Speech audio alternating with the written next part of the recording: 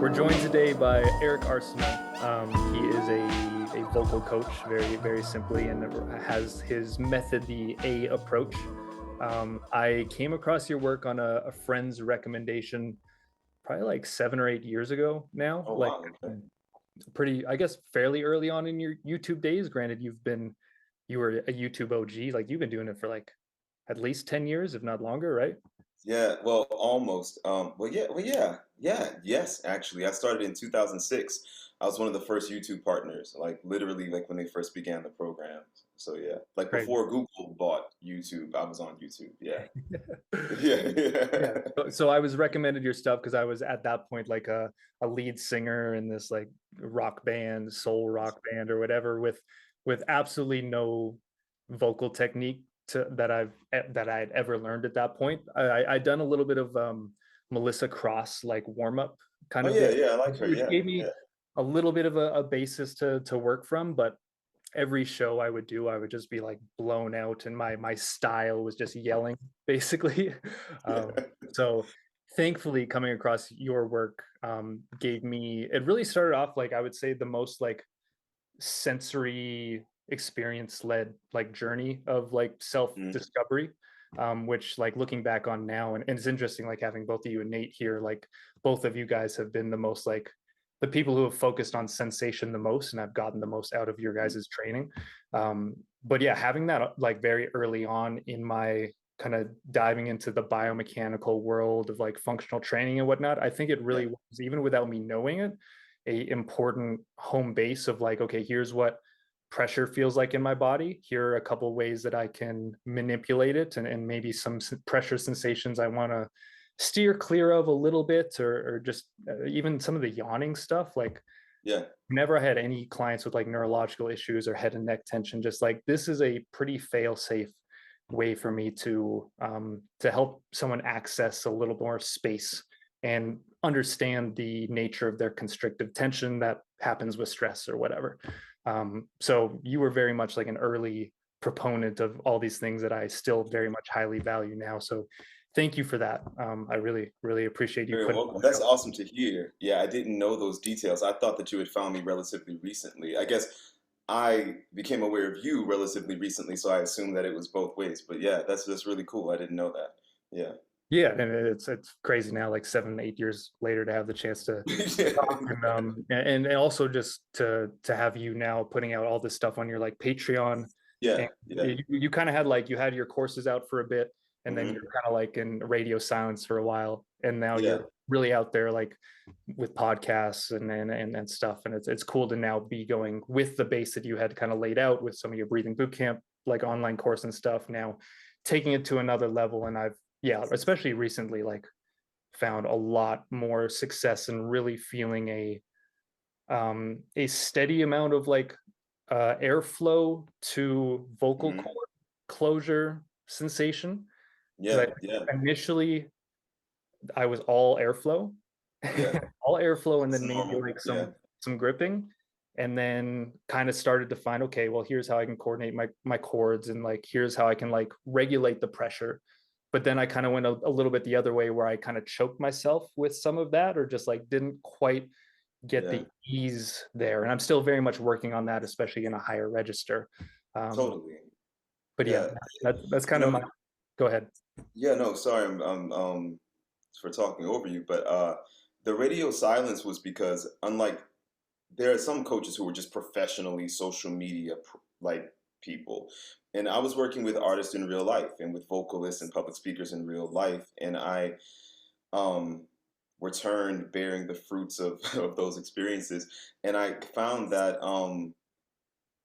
similar to the fitness world, there was a lot of focus on aesthetics and not function, and a lot of times the aesthetic focus was antithetical to the function, and so it was actually ruining because people were so focused on kind of focusing on like getting that certain kind of rock scream or getting that certain kind of Broadway belt or sounding like this vocalist or that vocalist, and they never took into account the mechanics. Or I would ask people, "How does that feel?" And they would say, "Feel." "Mm, I don't even know." They had no degree of proprioception or kinesthetic awareness, which is the key because we're utilizing muscles that are not readily visible with the naked eye. You have to feel your way through. And even what you're talking about now, there's a yin and yang to breath, to using the breath economically, and trying to edit myself because I can get ranty, as you already know, with with this stuff. It's so rich, but there is flow and flow resistance. So most people conceptualize singing as being about taking a big old breath and then I just whoosh it all out. But there is breath coming out and breath that is being reflected back. We just simply use the term back pressure. And so there's breath going both ways at once. It's why when you blow, your cheeks may puff because some breath is coming out, but then some breath is getting reflected back and is puffing the cheeks. You get that back pressure. If we don't know to allow the body to absorb that back pressure, then we will, as a knee-jerk reflex, it's just a human thing. I work with singers from around the world every day. Our knee-jerk instinct is to engage the constrictor muscles and grab here, because it feels like control. And it's a logical conclusion to draw. These muscles are nearest to the larynx. It's just not wise because over time it causes a myriad difficulties and problems. But yeah, learning that yin and yang, there has to be flow, but also flow resistance. So there has to be suppleness, but also firmness. And to find that balance can be tricky if you're just trying to cerebrally think yourself into it. It has to be felt. But we have techniques like the brr and brr that have it baked into the crust. Just by doing a trill, you're automatically tapping into that balance. There are certain techniques we utilize that demand balance. And if you don't have it, they simply won't work. Even vocal fry, that is audible balance. If you're getting, you're too far this way, too far that way, you're like right at that kind of, razor's edge of balance. So yeah, it can be tricky, but I injured myself twice in my teenage years vocally. I had nodules at 14, a hemorrhage at 19. And I don't think people appreciate the inherent athleticism of using your voice in a professional capacity, and that you can cause harm. There are even opera singers who've like passed out on stage, from just doing things incorrectly, upping their blood pressure, like from just such incredible intrathoracic, intra-abdominal pressure and acute angina and hemorrhaging and stuff. And yeah, you can do it wrong. It's not just a matter of, do I sound good or not? You can cause harm to yourself if it's done incorrectly, and that's something that kind of triggered my passion for this work. Yeah, I'll throw it to you in a second, Nate. But just one more point on that. I think something you've brought up in some of your videos is the fact that what you do and the people you work with are touring. They're using their voice Yes, at this really high level, night after night after night, and that is the ultimate litmus test of whether something yes, is truly sustainable, right? And totally. it's tricky when you're someone like me. I'm doing it just very recreationally. Like I'm Yeah, singing yeah. along in the car. Like I do like produce music and use my voice sometimes, but it's not Mhm. nearly the demand. So I Right. can get away with poor technique for Totally. a Yeah, certain time, right? yeah, Um, yeah.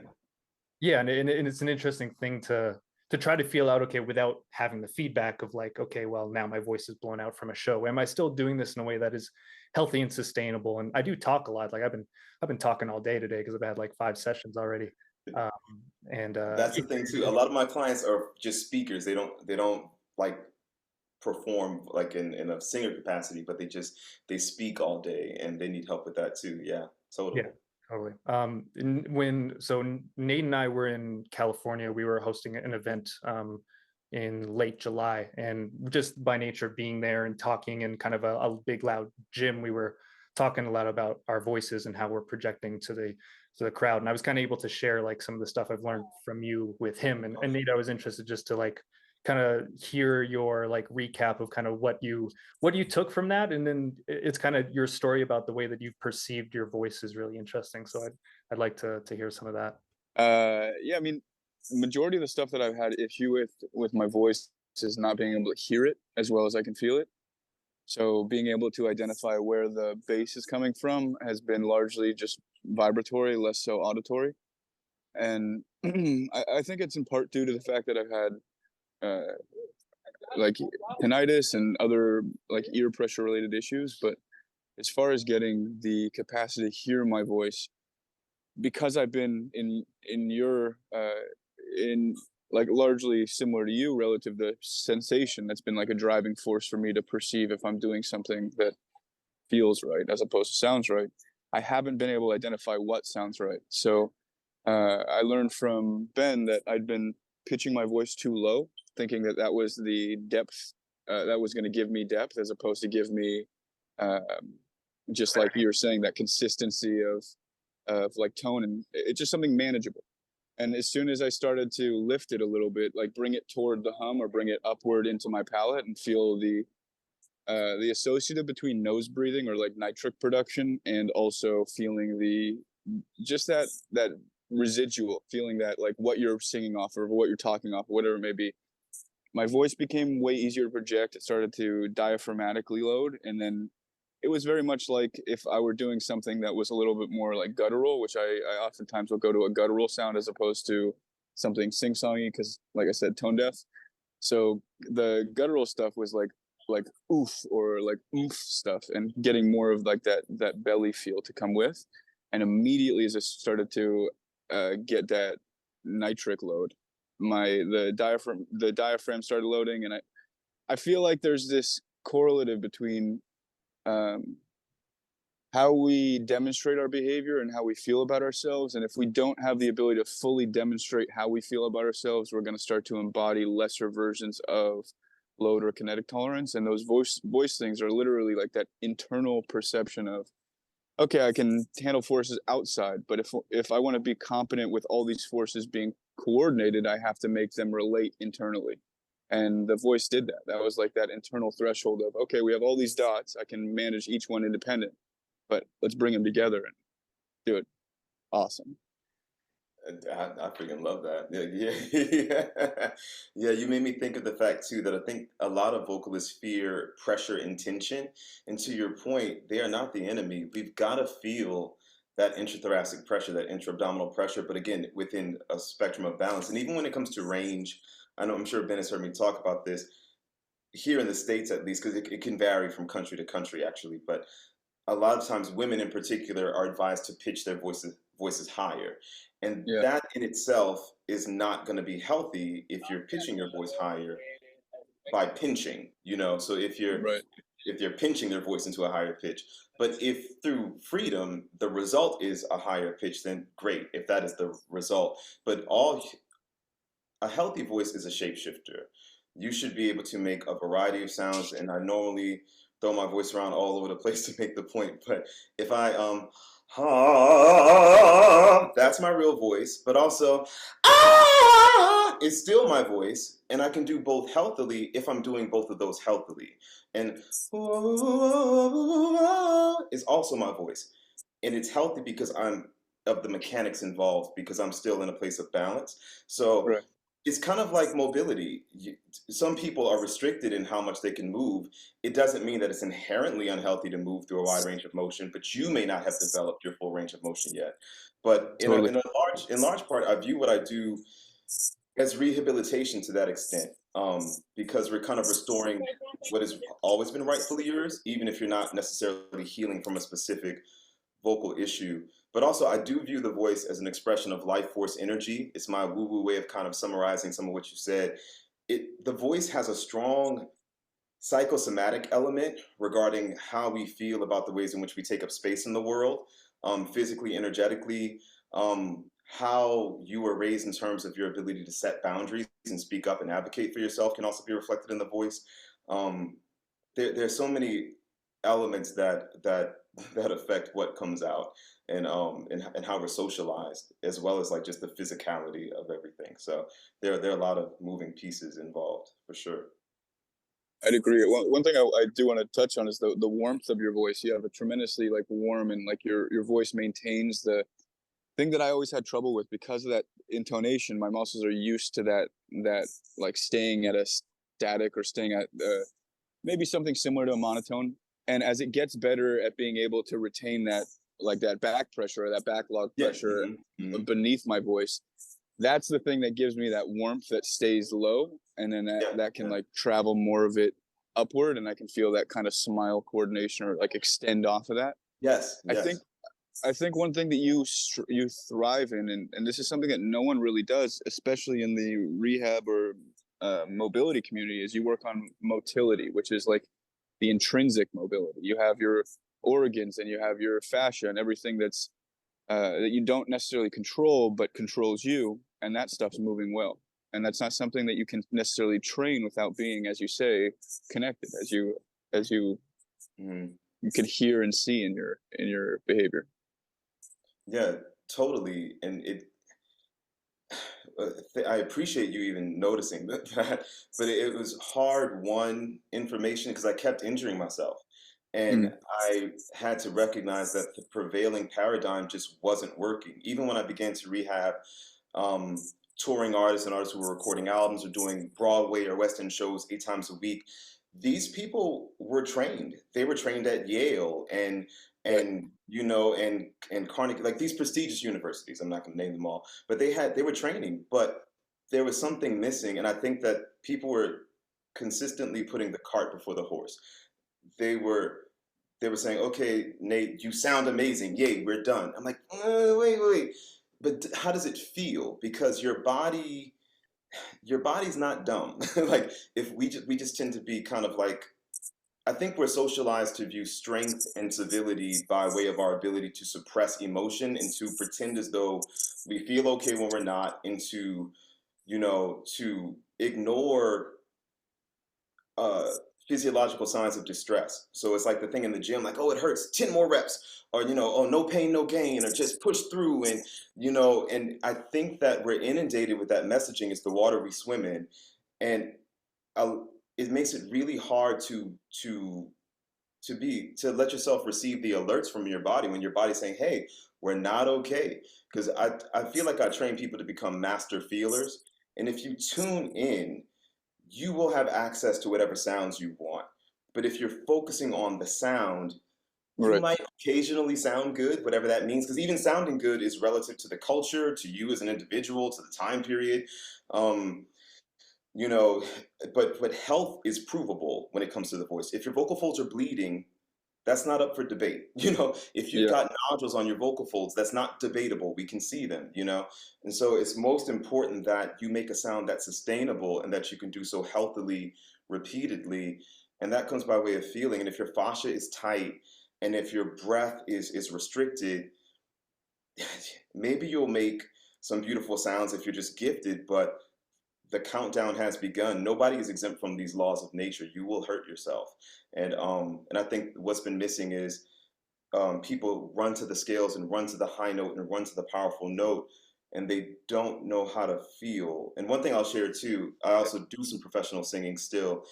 And typically, if I'm around other singers, I have the most boring warm up because my warm ups are deeply internal. Everyone else is, ma, ma, ma, ma, ma, ma, brrr, nah. They're throwing all over the place, and I'm making an F sound just to feel that subglottal pressure and that back pressure just to feel healthy pressure. And I'm asking myself the question, my om, if you will, and my meditation is, can I feel? Can I feel my solar plexus respond? Can I feel my Yeah. transversus respond? Can I feel my posterior chain? Can I feel?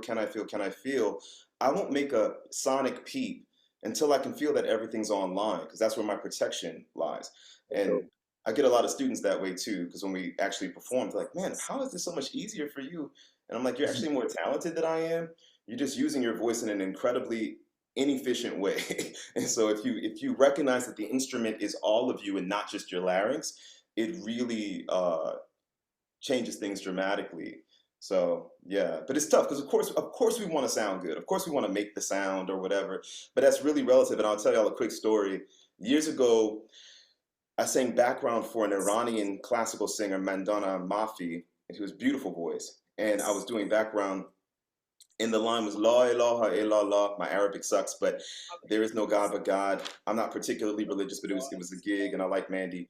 And I went into the studio and I did La ilaha illallah, La ilaha illallah. And the producer was like, "Why are you singing like a girl? You sound like a girl, like a woman." Because culturally to him, that was a feminine sound, even though my R&B pop voice Justin Bieberishly, like, I get my peaches out in Georgia, yeah, that's it. It would have been fine by American standards or Canadian standards. It just wasn't him. So he wanted, la, la, la, la, la, la, la, la. So sounding good, what sounds good is relative. But because I had the freedom, once I heard examples of what he considered a manly sound to be, I was like, okay, he wants more glottal compression. I can give him that. And it's still me. It's not me being fake or whatever. There's no such thing as like, I think some people have in their mind that there's a pinprick place of this is my real voice. But none of us have voices that are free of influence of culture. If you grow up in a place that's francophone, or if you're French speaking, you're likely to speak higher. Americans and Japanese men tend to speak lower. And then here in the States, regionally, you can get dramatically different sounds depending on what part of the country you're from. So in New York and Boston, and in New Orleans, man, how you doing, man? A real or your real voice is relative. If I'm speaking French, man, no, but it's not. I'm not being fake. It's just a cultural shift, and so a healthy voice has a spectrum of like places that it can go and an array of tones and colors and shapes that it can make. And to the degree that you feel restricted, your voice is not at optimal freedom. I was gonna ask, like, if you think that this exploration is like, because most of our audience aren't singers and vocalists, they're just like Right. people generally with like some kind of health condition or something going on, that they've Hmm. kind of found us and found that our approach is like a holistic way that seems to help them basically manage stress, Yeah, amongst like totally. more precise like joint alignment stuff and whatnot. Do you think that like this form of like exploring your voice is kind of a necessary step for like most people if they really want to like heal at a pretty deep level? Do you think the voice is kind of like necessary for more than just singers? Absolutely. And one thing that has happened, I actually fired a manager over this years ago. I won't say his name, but in 2014, I guess at like the peak of my YouTube success with my famous warm-ups where I'm standing in front of the piano and people, and it's got like millions of views or whatever. People started writing into us that, hey, my fibromyalgia is gone. And I'm like, oh, I'm glad it helped. Like, no, no, no, it's gone. Or my That's back awesome. pain is gone, my sciatic pain is gone. Or um, Eric, my dad sent me to you because I'm battling esophageal cancer, and this was like a last hurrah, but it's in remission, and I really think it's because of this. And the reason why I had to fire my manager saw dollar signs, and he was like, "Whoa, we can promise people healing." I was like, "No, no, we cannot," because at the time I didn't even fully understand why this was happening, and it was unsolicited. I wasn't expecting this. I now understand that at the very least, the way we teach, like you mentioned, yawning. When we yawn the way we do, we are mobilizing and stimulating unwinding of fascia, pandiculation, yawn stretch response. We are oxygenating the body. We are lengthening and decompressing the spine. If you do it well, it's a skill. So how well you do is, we're activating that parasympathetic response. There's so many things that are happening when we vocalize. If we vocalize well, we're stimulating the vagus nerve in wonderful ways, which is innervated directly into the larynx, into the back of the diaphragm, which we work, especially with some of our advanced techniques. So I didn't fully understand this at the time. I had such myopic focus on just healing the voice, but through these experiences, I had to kind of broaden my scope over time to realize, oh, it's the whole damn body. And now I tell my students all the time, I'm not so disciplined. That's not how I stay with my vocal health and all that stuff. I've become addicted to breathing fully and to feeling calm and to me this is a part of my like hygiene and my health and wellness is a part of how I maintain, you know, yeah, a pain-free mobile body, you know. So I think that because like high blood pressure, for example, runs in my family. I do not have it, and where most men in my family at my age, I'll be 40 in a few weeks, have had many issues, and I haven't had any. And my doctor thinks it's probably because of what I do. I'm constantly, engaging in behaviors that are stimulating regulation and kind of lowering those stress responses and kind of like managing the cortisol and all that good stuff. Um, and so yeah, I think that it's very powerful. And from my perspective, I don't tout myself as a health professional by any stretch, but personally, I view the voice as an expression of our life force energy, and I think that the voice can be very telling as far as like the health and freedom of your fascial matrix, the health of your breath, how connected you are to your body. It can be indicative of like traumas. Like we have a lot of clients who experience psychogenic dysphonia due to trauma, which is kind of a condition in which, due to a perceived threat or a real threat, if you feel like you don't have a voice, your body kind of makes it so, and they can't speak, and it's like they're speaking through a vice, and that is indicative of far more than just a tight throat. Chances are they'll have digestive issues as well, and that they'll have maybe fibromyalgia, or random aches and pains, or headaches for no reason, or other things are in disarray. That's just a symptom of the general dysregulation. And by focusing on the voice, using the voice as kind of a, a North Star, or sometimes a canary in the coal mine to let us know when we're going too far in the wrong direction, it can kind of, I think it can be a powerful facilitator to kind of guide us in the journey to better health or optimal health. Because it can, if you know what to listen for, something as simple as resonance, as Nate pointed out, it can be strongly indicative of what's going on throughout the body, for sure.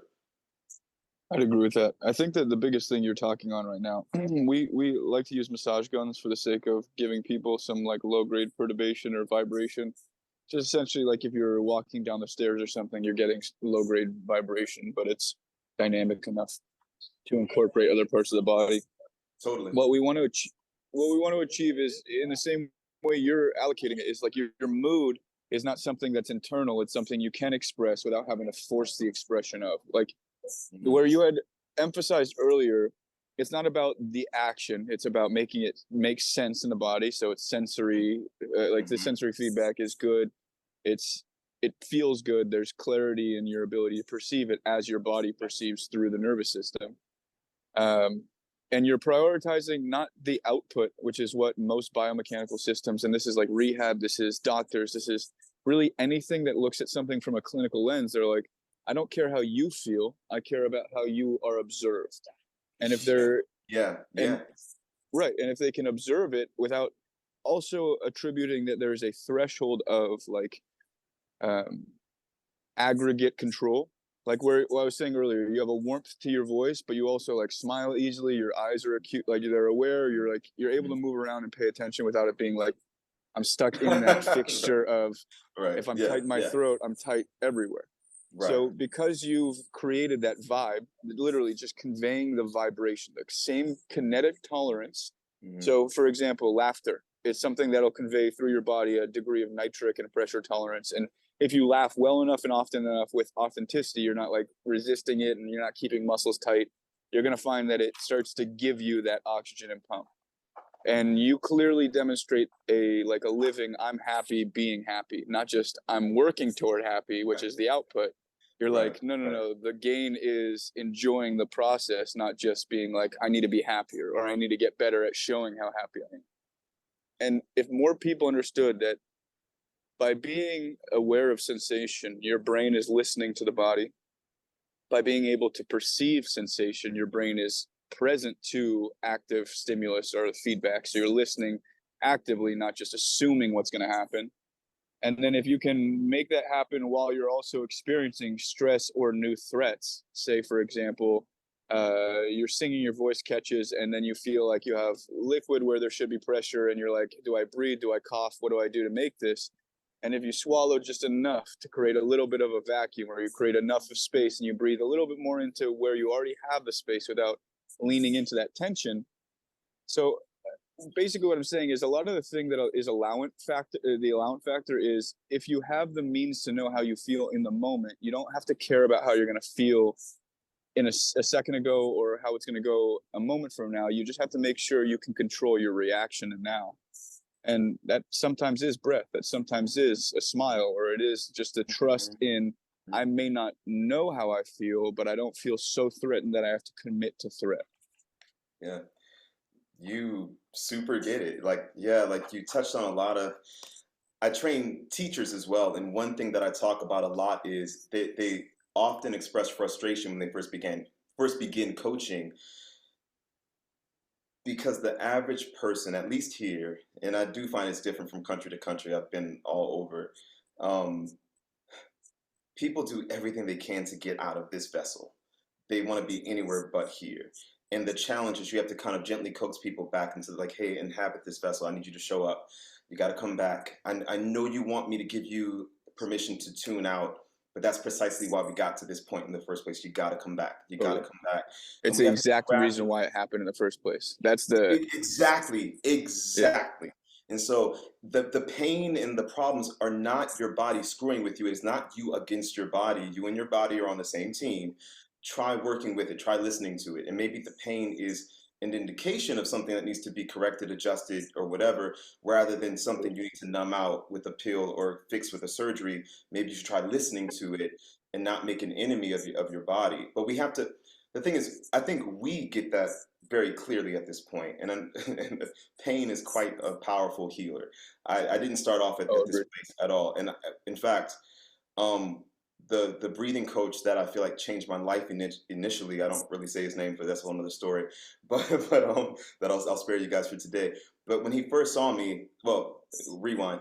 I was a horrible vocalist. I could not sing at all. My university let me in because my academic record was so impeccable. I had extremely high test scores, extraordinary grades. I tested out of a lot of classes before I even stepped foot into my university on day one. But I was a horrible vocalist. And the chair of the department was like, look, I'm curious. People come to this university with your academic track record to do pre-med, not to do music. So let's see what happens. You're a social experiment. Let's see what happens. And halfway through, I was acing everything but the singing part, and the staff met with me and they were like, look, Eric, we can't give you a degree in vocal performance if you do not, in fact, vocally perform at some point. So I met a breathing coach who changed my life, who happened to be in New Orleans, where I'm from, teaching some classes. And to trim so much fat off this story, he met up with me and he said, no wonder you can't sing. You're apologizing for yourself. This was my default setting. I was sunken in. I didn't even know that it was unnatural because to me, it was so familiar. This is what I was constantly shrinking myself, and and my voice was really tight and nasal, and he told me I had a nasal voice, which I took offense to, but he was absolutely right. I just didn't. The thing about constriction, because we hear by way of air conduction and bone conduction, when your voice is very constricted, you're hearing a richer sound because you're hearing sound that's trapped inside of you. And so that's why people typically are very alarmed when they hear their voices played back from a recording because they go, I don't sound like that. Au contraire, mon frère. You actually do sound like that. But the sound you're hearing does exist. It's just you're not sharing it with the rest of us. We've got to open up some channels. But I was just so sunken in, and I had to, and he told me something that what 17-year-old me didn't want to hear this, or 19-year-old me didn't want to hear this, but he was saying all breath restriction, save for that comes from like injury, like blunt force trauma or something, is the result of unfelt feelings. And for me, as a teenager, I was like, okay, man, just help me sing. Come on. I don't have time for all of this. I don't want to hear like, oh, okay, nam yo ho renge kyo, woo woo, whatever, but like, just teach me. But he was right. And I had to do a lot of the breath work. The thing I learned to make a point is that if 19-year-old me was talking to 39-year-old me, and I was trying to explain to him all this stuff, it would go right over my head. It was a process of awareness. I had to titrate it, as my friend Irene Lyons says a lot. I had to build the awareness little by little. And I have a lot of patience with people because I know that most people have no point of reference for the stuff that we're talking about. Dysregulation is modeled for them, suppression is modeled for them, maladaptive practices are modeled for them. And so the stuff we're talking about, you might as well be speaking Greek, and so we have to kind of guide them by the hand and like little by little kind of get them into it. To start feeling themselves again. And but I find that's why some people become very addicted to working with us beyond the prospect of becoming a pop star. They realize, oh, I feel better generally as a result of this. And I'm like, well, of course you do. It's the only time in the course of your week where you're like with yourself and you're letting yourself feel what's happening. Of course you feel better. And so I can go on all the edition, with that. So yeah. I don't remember exactly what word you had just used, but something about being maladapted to your to your self-perception. It creates a sense of disassociation. Mm-hmm. Sorry. Yeah, yeah. Uh, I don't remember exactly what you had said to make me have this thought, so it may be like That sounds like my jam though. Like, yeah, follow it. I think majority of people get stuck in, oh yes, this is what it is, being told how to think, because thinking is an easy cognitive behavior. But if you don't have, and this is just a mainstay of fitness or whatever muscle activation you want, in order to use it, you have to have not spent time using other things to make that make sense. So we have to like use the thing that's going to create the feedback, not use something that's going to byproduct into the thing we're trying to create feedback into. So the reality of it is the ebb and the flow. We'll just say it like this: there's a polarity all the time. Anytime you're doing something one direction, there's always going to be a response in the other Mhm. direction that's having to be loaded. And so the breath thing you said earlier was a really good starting point for that, because I think majority of people, when they're taking that breath, they try to bring the air in, but they don't realize that they're bringing it into a space that's resisting the airflow.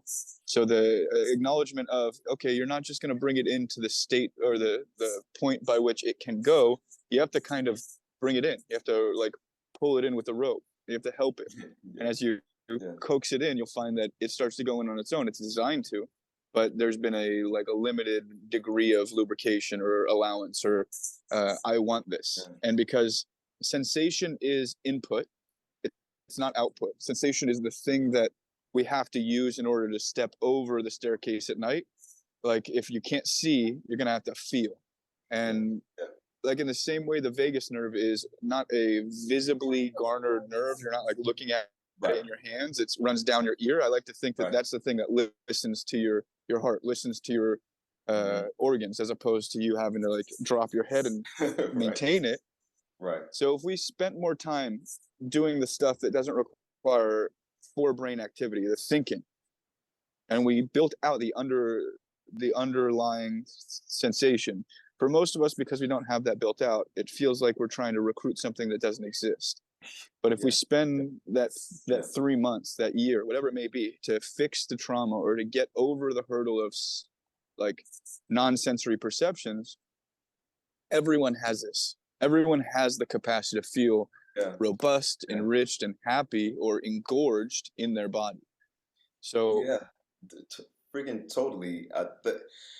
My compensatory mechanisms in the world of vocal pedagogy, we would call it compensatory mechanisms, is when the stuff that ideally should be working is not working, and we recruit other stuff to fill in those gaps.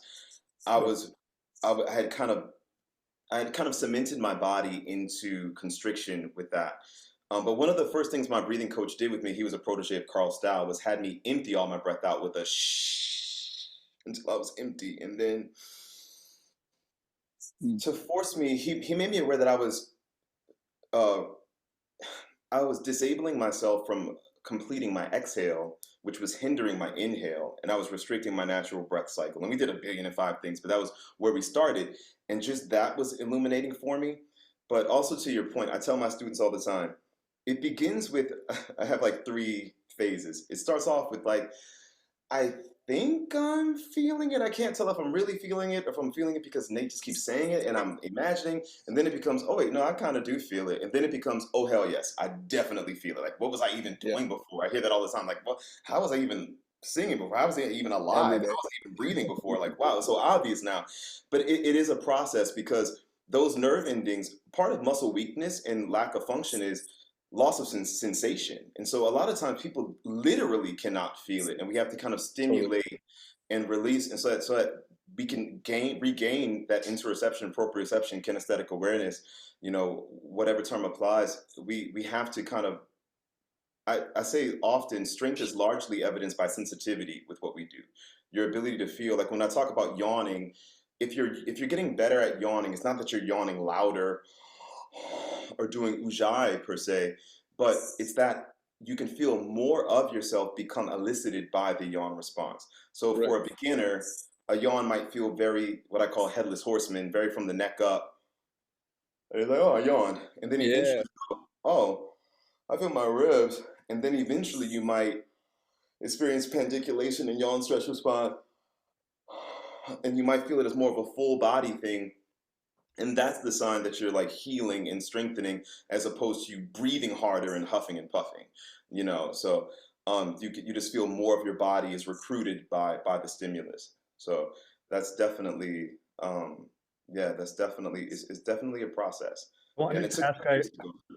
Yeah, I heard you talking about that yogis will often be the people you work with who have like the most tension, especially around absolutely. Yes. the throat. And you would think like, oh, Yoga practitioners or like yoga what would you Teachers. say, sorry. teachers? Okay. Yeah. I don't really call those guys yogis, but I just wanted to be clear. Well, I should say self-professed yogis. They refer to Yeah. themselves as such. Yeah. Cool. I don't even consider what a lot of them do to be yoga, to be honest. I think it's kind of an impersonation or the surface or the shell of it. But I don't think they often understand the principles. But also the practitioners. But a lot of my clients who come to me are yoga teachers at the very least. Yeah, or they claim to be. So yeah. But I'm sorry, you were saying that. Yeah. Yeah, I was just saying you mentioned that they have the most tension, and you would think with the amount of like attention and time spent like kind of focusing on breathing and just like doing like kind of longer held positions, you would think that they would tune in, but where do you think it kind of goes wrong for them? Like it So could I be rant a lot about what I call ego practice. This can be for a yoga practitioner or a vocalist or anybody. Again, it falls into focusing on the appearance of doing the thing instead of the internal benefit. And what I find is that a lot of people, they lie to themselves and they say, "Oh no, I'm listening to my body. No, I'm fine. I can do it. I can do it. I always sweat when I do that. Yeah, no, it's fine." And they just punish themselves because this work, the niche vantage point that this work has afforded me has made it clear that most people are terrified of being embarrassed, humiliated, not living up to expectations. It is a curse that hinders them from growth. And if they're in a group setting, they will look to their left and their right and in front and back to see, oh, Ben is bending all the way over. I guess I should be doing that. Yeah, it kind of hurts, but if he's doing it, I can do it. And it's like, no, no, you got to listen to your body. And that might mean having a much smaller range of motion. And also the breath work. A lot of times, I've attended a few yoga classes in the past, and a lot of times the breath work is take a deep breath. That can mean a lot of different things to different people. And it's just like, is that really doing anything? Or if they do a technique like Ujjayi, which I don't think is a problem in itself, they give the horrible advice of constrict the back of your throat, which is not actually how that works. What is Ujjayi? Ujjayi breathing is, or you might know it as victorious breathing or ocean breathing, is a Okay. audibly aspirated yawn essentially. And it really is the glottis where your vocal folds are is partially closed. That gets a yawn. Huh? That got a yawn. You said, was it a yawn? No, it gave me a yawn. Oh, good. Yeah, that's actually a good sign. But yeah, but as it should. So, but it should be with a wide open throat, very body connected. But it tends to be done with a whole lot of pinching in the neck and throat. And I see it a lot. And it actually restricts breathing. It can actually stimulate issues like tinnitus because people will have a super tight jaw and super tight. It will close, it will shut things down. And they'll tell me, like, "Oh, yeah, my ears ring when I do it." I'm like, yeah, that's not how that's supposed to work. You're doing a lot and you could be doing less. But they treat it as, again, I could tell you this. It's not just me like guessing or even projecting. I hear what they say. I talk a lot, but I listen really well. And what I hear people say is, like, for example, let's say in the vocal world, we use a form of Ujjayi as well. It can be known as AApproach breathing, or the awestruck gasp, or the gasp of surprise. I'm doing it with my mouth open to make a point. You can also do it with a closed mouth as well, but it's typically more easily audible online if my mouth is open. But you will, and the breath will naturally feel more compressed inside your body. You recruit the right things, and then, you know, especially opera singers do it all the time. But we also practice suspension with it to try to get the rib cage to be a bit more stable for managing voice for speech. But my point is, when I'm teaching it, it's also known as the whispered ah. I'll throw that in there too. A lot of thespians use it on the exhale to practice managing compressed air, especially for those people who are acting without a microphone and, you know, "Hawk with light through yonder window," you know, that kind of thing. But whenever I teach it to someone for the first time, especially for men, I think this is cultural. It's just been something I've noticed in my experience. They'll say, "I can be louder." Okay, well, Gary, ain't nobody ask you for that, man. I don't, but it's just where we go. It's like I can be louder, I can go longer. They create these competitions instantly without my prompting, and it's like what we're taught to do. And so, and not everyone, obviously, but I see it enough to know it is a thing. And so I have to constantly tell them, "What do you feel?" "Oh, well, I mean, I was counting how many seconds I was holding it for." "Jeff, what do you feel?" What Dude, do you that's such a feel? And everyday so, thing. and so I think that this is part of why a lot of yoga practitioners like end up kind of doing more harm than good, because they're not focusing on what it feels like. They're focusing on, am I getting the Instagram pic, or am I Yeah. keeping up with the other people, or am I louder? Am I stretching as much as Nate? And look, he's on one leg for 30 seconds. Should I be able to do it for 30 seconds? Yes, it hurts, but I'm going to stay on it. Yeah, my knee is hurting, but I'm going to just ignore it. And that's what I see most often. I don't think yoga is inherently bad. I just think it's often used badly in the Western world, because I Mm. don't think people understand. I don't think most people have the presence. They don't have that presence muscle developed well enough to make good use of it. But I think it can be a wonderful. I implement a lot of pranayama and a lot of like kind of yogic practices in my work. I just don't feel like most people do it very well. Yeah. I'd agree. That's I think what you're talking about is interoception, the ability to Yes. perceive Yes. without having there be Yes. stimulus. Absolutely. That's exactly what I'm. Yeah. Yeah. One thing I noticed is most people yawn and exhale. They don't inhale when they yawn, so it's not even a deep breath. So I think that's No. like the standard for when I'm working with someone. That's how I will attest to them being sympathetic or parasympathetic if they can coordinate that like that flush of pressure from their head down to their belly, so to speak. And you can see it often, like their color will change. It'll flush with color, or they'll have like an endorphin rush, and you can see like the tickling kind of feeling that Yeah. they're Yeah. experiencing. But at the end of the day, is essentially if you're able to engorge or upregulate the oxygen you're having and then saturate the oxygen from that breath. So my perception of what a deep breath is like you can hold it and then you can pressurize it without getting Mm. smaller. And Yeah. as you're Yeah. able to like wring the sponge, so to speak, you're essentially keeping it beneath your diaphragm, and that's like backlogging the pressure. So it becomes liquid instead of it being uh, free floating like inflammation or whatever it may have been as non-saturated oxygen. And yoga has this as a concept with the bandhas. And again, I just think that there's so many pranayama techniques that definitely tap into the exact principles you're talking about. I just don't think people do it with that kind of awareness, and as a Agreed. result, they don't reap those benefits. Because to your point, we can both be yawning ostensibly, but getting very different results. And I Yeah. have to literally tell people yawning has an inhale component and an exhale Mm. component. And I even have to guide people with yawning as to not force the yawn, but to coax that and like let us like gradually coax it into. Because if I mention that, then they go, "Oh, I can make it happen." Like no, no, Yeah. that's Don't rush it. not what I was going for. Like we're gonna gently. A lot of my work is slowing people the hell down and being like, I Hmm. need you to listen harder than you push. It's not about brute force. It's about like focused effort and just really becoming a master feeler. And we talk about it a lot. We throw around words like interoception and proprioception and kinesthetic awareness constantly. And yeah, we really, a lot of the work, I often start with lesson 0 with people. And that is just the feeling of moving breath energy in the body, how we can kind of draw breath to the belly. We can draw it to the ribs. My little vocal coach parlor trick. You could teach so many.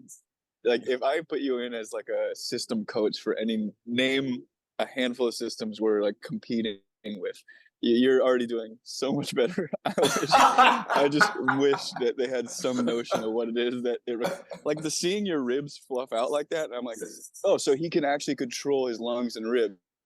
If only the people that are teaching hundreds or thousands of people had any notion of being able to demonstrate it, let alone understand it. Right. It's a thing. Even when I train teachers, I talk to them about like, if you can't demonstrate it, then what you have are theories. You need to be able to have a demonstrably working knowledge. Because I also believe that demonstrating full out helps people to learn just through the mirror neurons of it all. But in my Yeah. world, one thing you might find, people find this funny.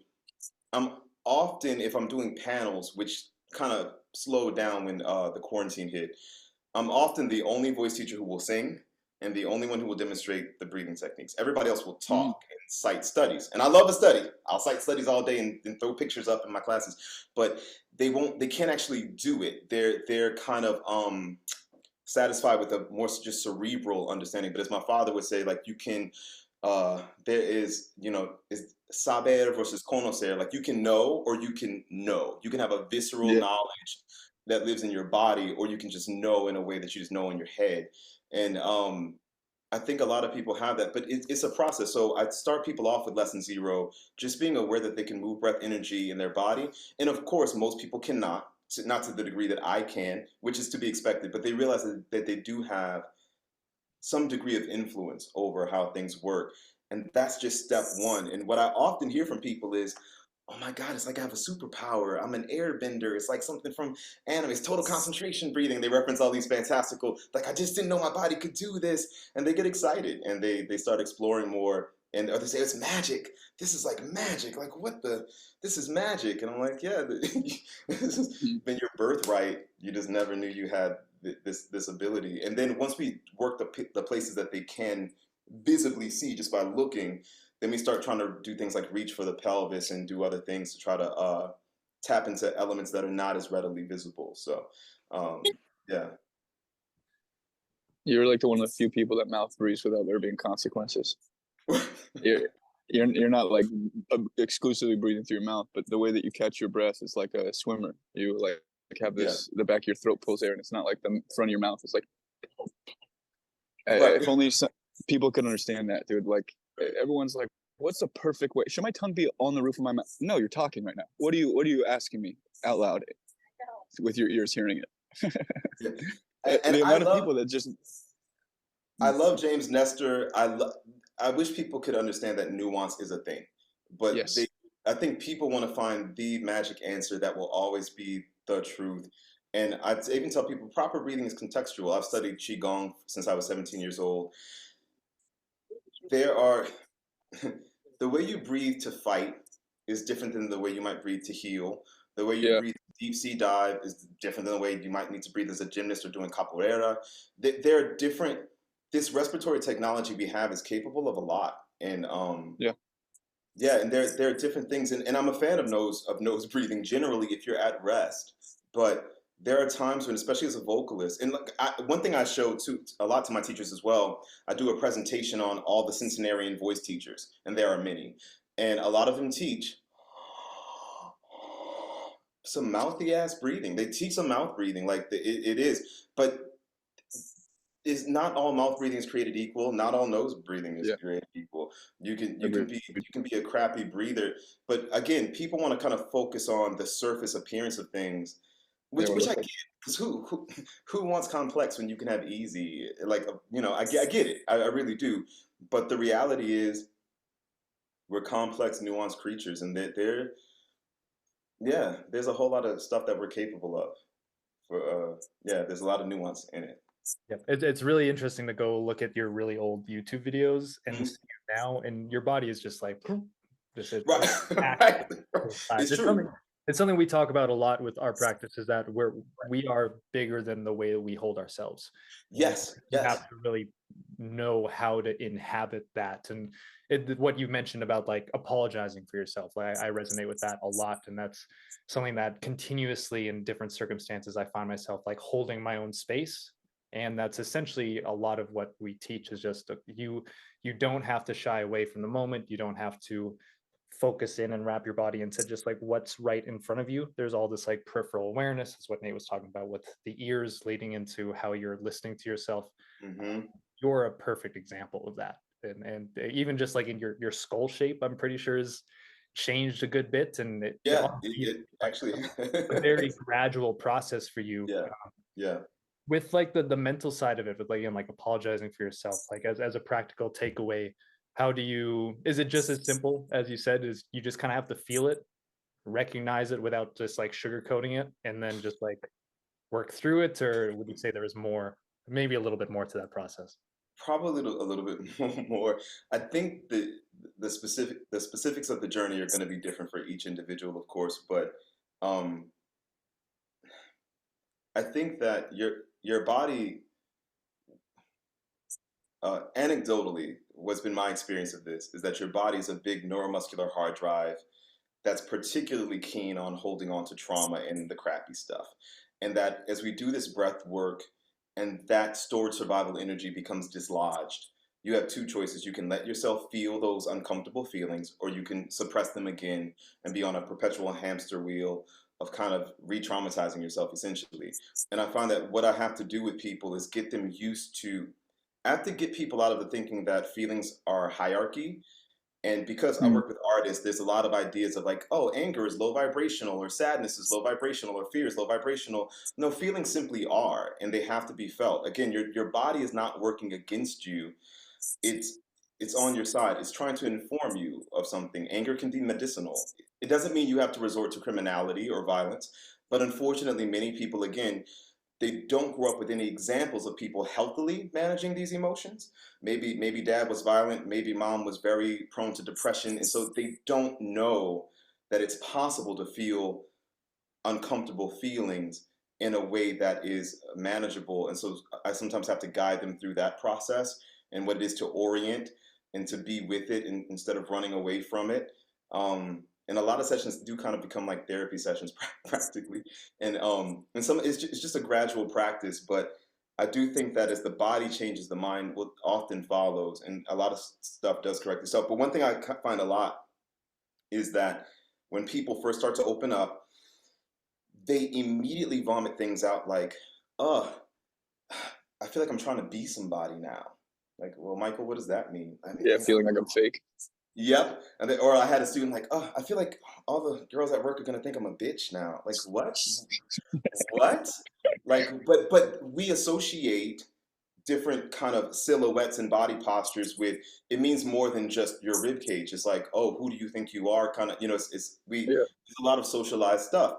And I think people, when I was in DC, I talk about the hipsters would all give the I come in peace. It's like, hey, I'm not like those other guys. I'm not like those capitalistic, like I'm just like, I compost and I'm vegan and I don't like my sister is trans and I'm open with whatever, and nothing against the attempt at niceness, but they think that I have to adopt a Yeah. posture to like radiate that out to you, and it kind of is effective in a way because it does mean something. They're trying to live in opposition to the iconography of a pompous person, Mm. but a lot of times I have to make my clients aware that, okay, so you're going to sock it to capitalism by like via oxygen deprivation. It's like that's what we're gonna do. Respiratory acidosis is how we're gonna win the day. Like maybe like let yourself open up. Like you'll show them you're gonna starve yourself of oxygen and create more fossil adhesions. Like you win. Like no digestion Yeah. for you. Yeah. So I have to sometimes. It's as simple as having talks, kind of like what we're having now, and just making them aware of, kind of getting them to audit the origin of some of their beliefs, like because people kind of take for granted that this is just the way things are. I'm like, is Yeah. it? Or is it what you've accepted as the truth, and you just never question where you got these ideas from? But it is a process of kind of coaxing people back into alertness, and I talk to them constantly about living the technique and not just kind of saving it as this odd thing to do before performing. But if they're at a restaurant with their partner, if you're going to call out to the waiter, let that breath be a full body breath before you, hey, actually I didn't want the sparkling Mm. water, I wanted the, and to like utilize it and to integrate it into your everyday life, as opposed to just, okay, I'm practicing now. Yeah. Oh, re, mi. Like there's more to it than just that. Yeah. Do I know I you kind of place, but yeah. I do the same thing, so I'm not even remotely seeing it. Uh, do you notice that majority of the time that when you're dealing with people who are trying to delve into the full scope of things, so like they come to you, they have a very low grade problem or something that you can't really touch into, like, okay, we're going to jump into these complex things because this is what you want to do, or like, no, we have to start at ground level. When you do that with someone, do you notice that because they're starting to perceive things for the first time, there's this grandiosity, almost like you've shown them the ninth wonder of the world, and they're like, I only thought there were eight, And because now that there's a ninth one, I have to reconfigure how I perceive the other 8 before I can even construct around this guy. And then all the time. Basically, the way I see it is like we have to construct for an individual the difference between seeing is believing, and then what is the alternative, as opposed to just outright believing before you can identify it through a sense. Mhm. That we do have the sensory systems to qualify things. The thing that we confuse it with is that we have different functions in our brain that allow us to exist outside of being present, Mhm. which is to say, like in the past, in the future, as opposed to the now. And Mhm. a lot of the things that we teach or these sensory experiences require paying attention or asserting connection through the now, and ignoring or dissuading ourselves from leveraging the before or after, which is like id, hindbrain, forebrain, like what's going to happen, the Totally. anticipation of things. And then right beneath that midbrain, right beneath your amygdala, is your swallow. So if you just swallow or you take a breath, you're perceiving a lot of that midbrain or midline, and you're connecting with something that more often than not people don't have a habit of asserting a value for when they're in threat. So Mhm. to consolidate this question, do you notice that when you're dealing with someone like this, you're essentially dealing with that part of their like child's part of their nervous system that needs to learn how to, okay, maybe I don't have words for this, maybe I don't have experience here, and maybe I don't have to identify it as being good or bad, but I have to ride the wave long enough to be able to know that there is neither a good nor bad, it's just what is my standard of competency here. Before you answer that real quick, Eric, I have Yeah. somebody I gotta actually go train in my house. I'm gonna leave this on. Oh You guys goodness. go Yeah. for as long as you guys want. I'll just come back and get the recording after the fact. I wish I could stay. I Cool. really do. My schedule's just packed these days. I totally get it. Yeah. That's a good thing. That's a good problem to have. Yeah. Yeah, Good for you. Yeah. man, awesome to talk, Eric. Hopefully, we get the Likewise. chance Thank to you for talk having me. more. You guys Yeah, go thanks for putting as this on, long dude. as you want. Sweet. Later, bro. Cool. Well, just to refresh on that question, do Mhm. you feel like you have to, in a similar way, a parent has to help identify or create identity for a child? Do you feel like you have to orient? I understand you don't know. I'm not going to have you be beaten up for that. I'm not going to have you like learn around what you don't know. We're just going to accept what you don't know. That's okay. We're going to move from there, and we're going to build from what you don't know. Totally. Yeah. And I think that what makes it even harder is that specifically with what we do, people come in with already fearing judgment, and the body tends to react in a way very similar to that of the expectation of physical assault. And they're worried about singing in front of me, and they're worried about being exposed, and being embarrassed. And it's something that's expressed to me very frequently, and I can see them tightening up if I say like, okay, so we're gonna something kind of basic, and they go, you. So I sing now. Okay, Mm-hmm. don't look at me.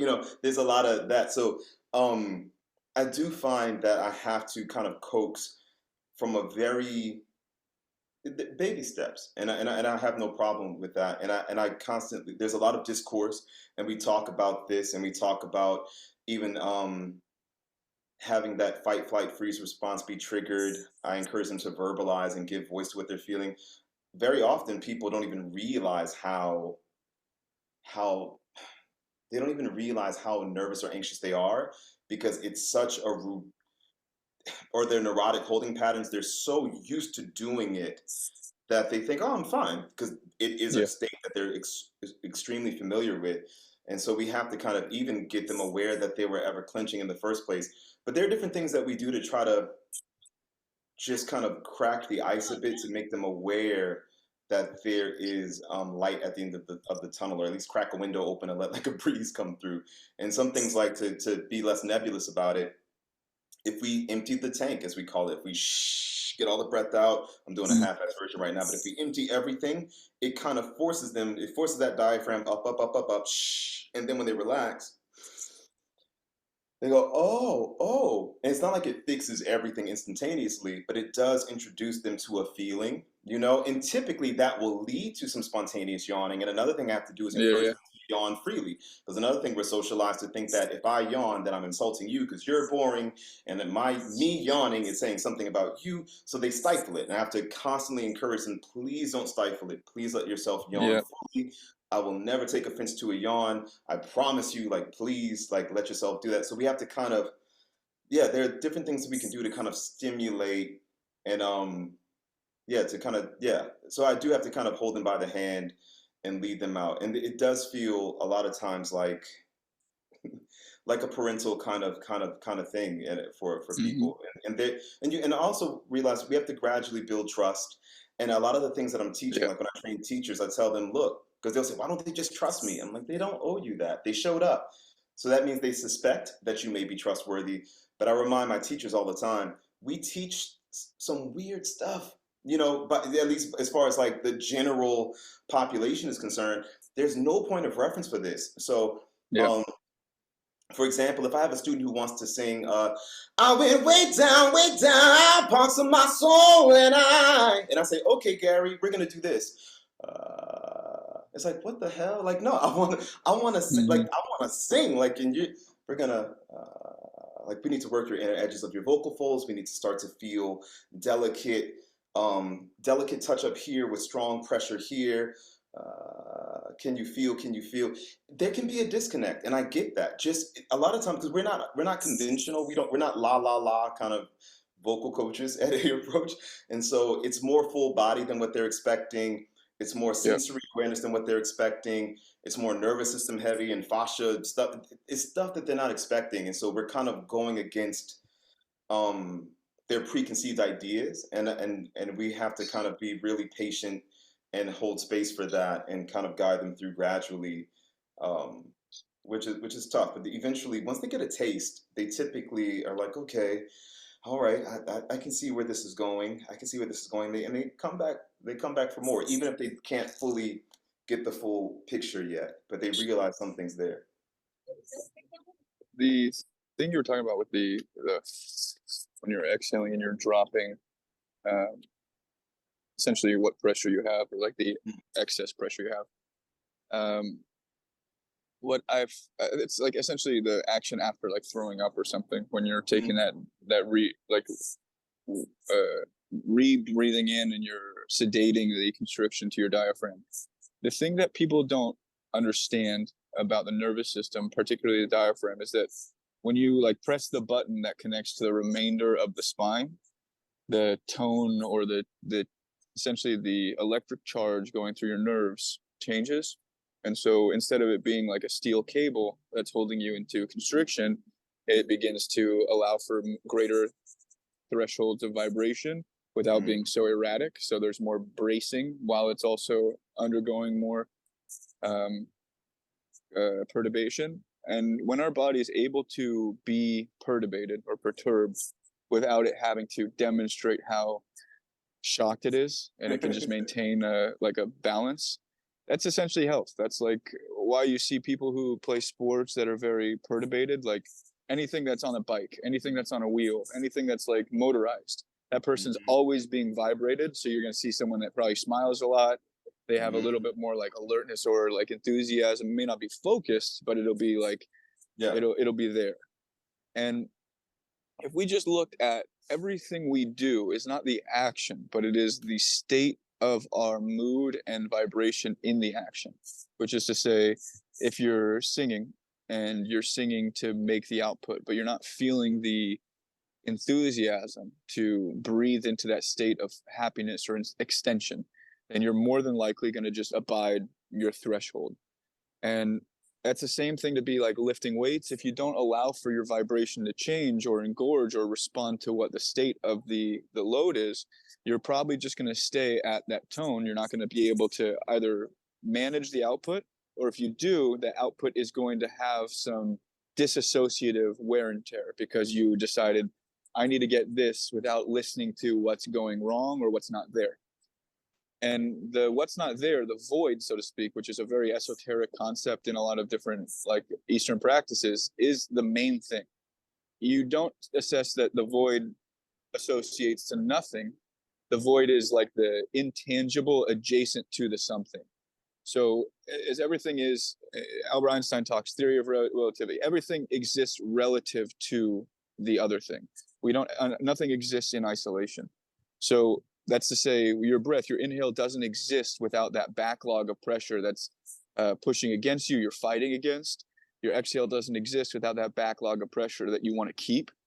And the more that you can essentially leverage from the void, that is, you're focusing not on the output, but like you say, those like the folds. You're talking about that little transition point that you have to handle your deficit, not the advantage.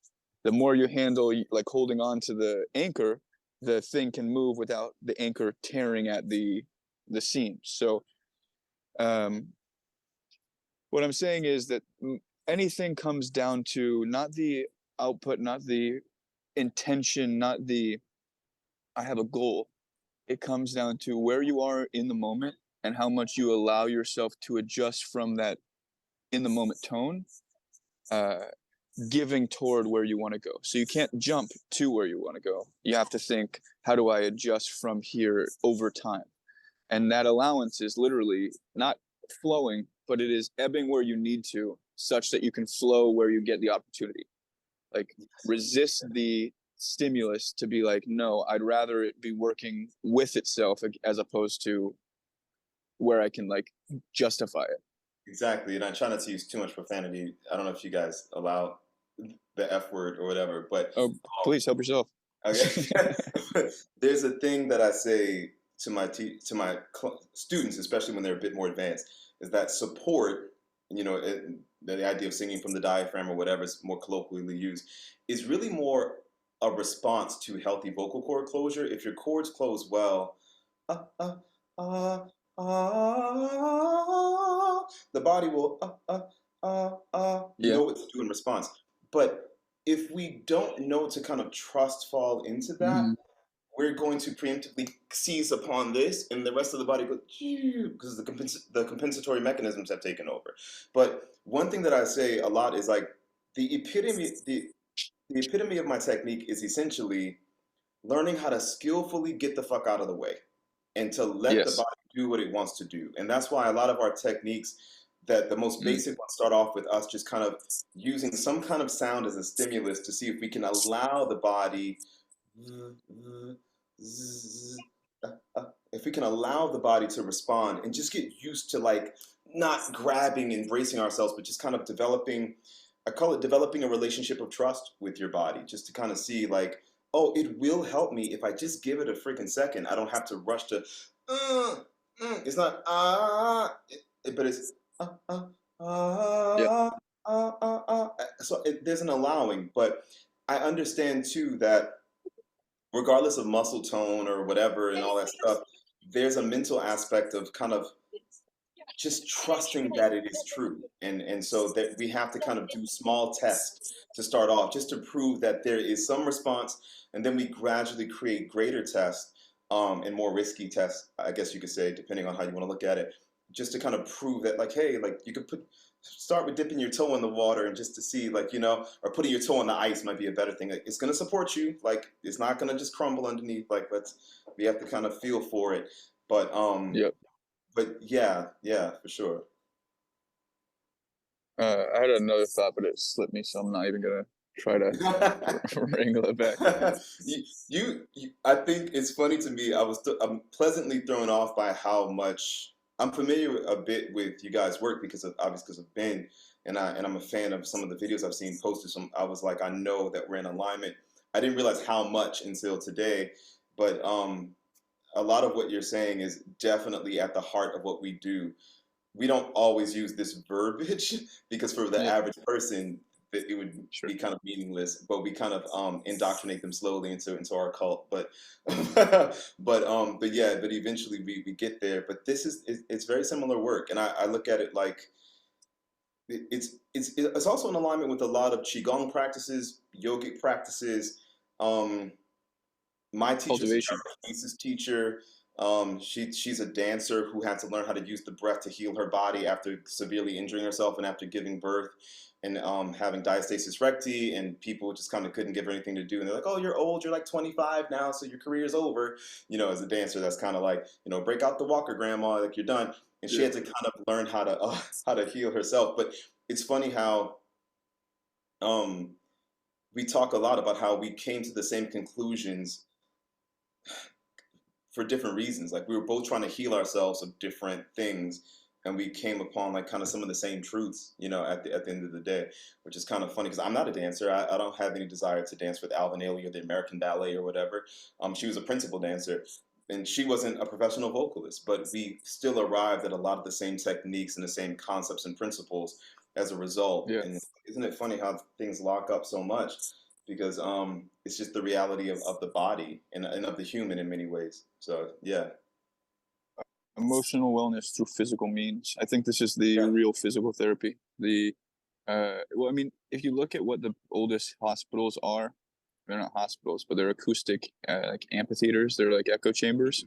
So if hmm you look back, there's these like they're obviously worn out now, but there are these like upside down amphitheaters. So you see the same like stacking seating, but it's the cave wall. And oh, then so mm, someone would be singing or making noise or doing something with like a bell, and the residual echolocation or the ambient acoustics would be what heals the person. And if we just notice that the mood you set with your voice and the mood you can convey, people are hearing tone, people are hearing vibration, they're hearing this is the safety threat profile of the environment. This person's at this level, I have to be at this level to manage that as far as I remember.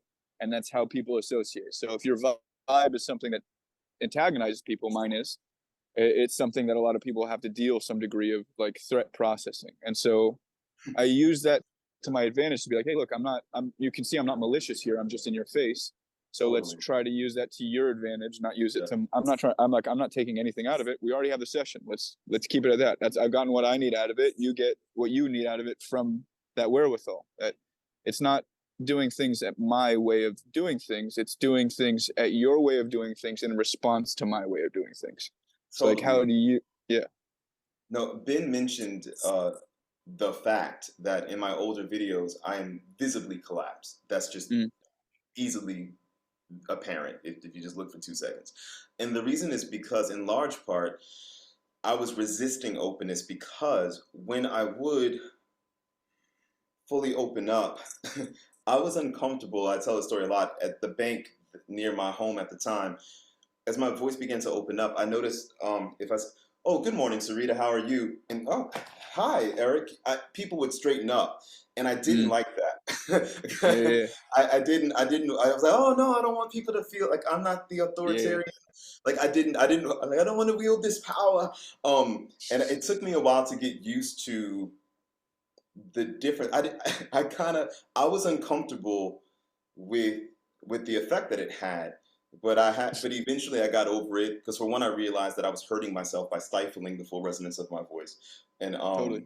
so eventually through feel it overrode my mental restrictions, and I was like, okay, Yeah. I gotta let my full voice be heard, and now I even have, it's like a an indicator to me of my own kind of mental state or my nervous system state. If I find my resonance shifting or being lost, then I'm like, okay, Totally. Eric, you're not okay. You know, like, what are we gonna, like? We gotta, But it's orient. quick now. Yeah, yeah, exactly. The adjustments are much.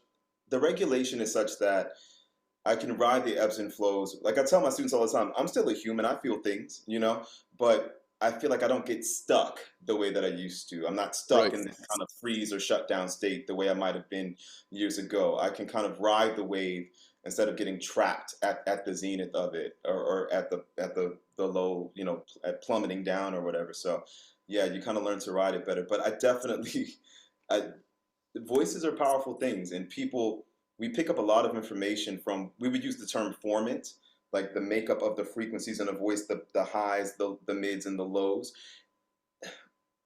Humans perceive, I tell my students all the time, people may not think as deeply about the mechanics as we do, but they for damn sure notice the difference in the vocal Yes. tone. They know Totally. that ah is less palatable for some reason than ah.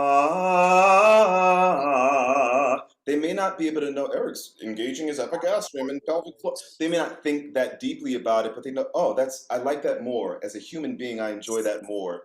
And I can't quite tell why, but we are programmed, we want to hear freedom, we want to hear regulation, and it denotes safety and yeah, we like to hear that. And we don't want to hear you can hear when people are shut down, you know, because you can hear that apathy and that lack of affect in a voice as well.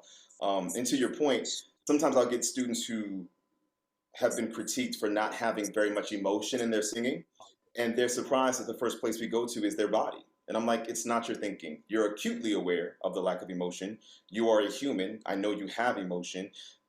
We got to go to the body because that's where the disconnect is happening, and we bring it back to life by tuning into like what part of you was shut down, and let's like get it functioning again and get it integrated into the rest of your system the way that it needs to be. But yeah. So and sometimes there's a mental aspect of people being afraid of the power of their voice, and that is a thing as well, and that's something that we have to deal with. Yeah. I'm not sure if you've seen the meme, but you know Palpatine from Star Wars. Which one is Darth Sidious. He's the main evil guy, the guy with the electric, like he does the lightning. Okay, yes, yeah. Okay, so he's like the wrinkly face guy with the hood. When every single time you're like, you're saying something to the effect of having to just like embrace the effect you have on people, and it's like kind of like you have to get comfortable making people uncomfortable, and then you have to learn how to leverage it where it's suited. So I thought to myself, you have moments of embracing the dark side. You're like, you have to stand in front of someone and kind of like electrocute them with their own kind of bullshit. And as they're, you're like, you're doing great. You're doing great. Look at how you can handle it. You know, I'll share this last story before I shut up. I was recently in New York with my younger brother. We were having like a bro trip and just hanging out. And an incident happened where I had to call PayPal's customer service, and I was chatting with them. And when I got off the phone, my brother was like, I have never seen a customer service rep respond to somebody like that. It's the voice. It's the voice. You're using the voice. It's the voice. And I was like, what? He's like, let's have a voice lesson right now. Like, teach me how to do the voice. It's the voice. Like, as soon as you spoke, they shifted. Like, yeah, but Yeah. it's a thing. And you know, Star Wars has it, Dune has it. The Bene Gesserit literally use the voice. And if they shift totally. the frequencies, you know, it's a thing. You know, like it's something I've noted. You know, here we have kind of an issue sometimes with police. I feel a little more protected in that I know that as soon as I open my mouth, it will be disarming, you know, to them. Yeah. So there is a kind of a power that I've come to embrace, and I try to wield The it voice. ethically. I love it. I try to use the voice ethically and wisely and benevolently, but it is definitely Speaking to them, you're speaking at their nervous system.